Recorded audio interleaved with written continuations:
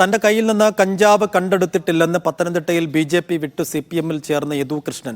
കഞ്ചാവ് കേസിൽ തന്നെ മനഃപൂർവ്വം കുടുക്കിയതാണ്. അസീസ് എന്ന ഉദ്യോഗസ്ഥനെതിരെ SP കുറ്റം എക്സൈസ് കമ്മീഷണർക്കും പരാതി നൽകിയതായി യദുകൃഷ്ണൻ പറഞ്ഞു. എന്നാൽ താൻ 23 വർഷമായി ആത്മാർത്ഥമായാണ് ജോലി ചെയ്യുന്നതെന്ന് എക്സൈസ് ഉദ്യോഗസ്ഥൻ അസീസ് പ്രതികരിച്ചു.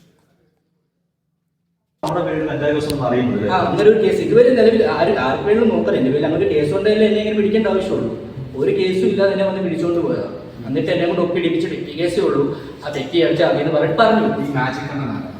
അത് അവിടെ എന്നോട് പാർട്ടി വർക്ക് ചെയ്ത ഒരാളാണ്, BJP വർക്ക് ചെയ്തിരുന്നു. ഇയാളുടെ പേര് ചോദിച്ചാണോ? ചോദിച്ചായിരുന്നു. എൻ്റെ ഒരു ഭാഗ്യം, എനിക്ക് 22 വയസ്സായിട്ടുള്ളൂ. എനിക്ക് നാളെ ജീവിക്കണ്ടേ.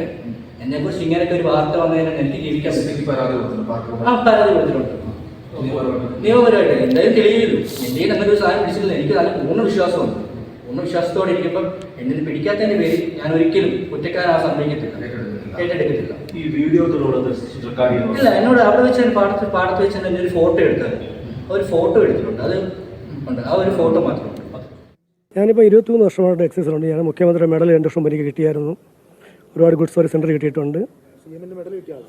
തീർച്ചയായും 2022 സിവിൽ എക്സൈസ് ഓഫീസറിൻ്റെ റാങ്ക് ലിസ്റ്റ് 1ാമത്തെ ആളായിരുന്നു ഞാനിപ്പോൾ പ്രിവൻറ്റീവ് ഓഫീസർ ഗ്രേഡാണ്. സ്റ്റേറ്റ് നർക്കോട്ടിക്സ് കോഡിലെ ഒരു അംഗം കൂടിയാണ് ഞാൻ.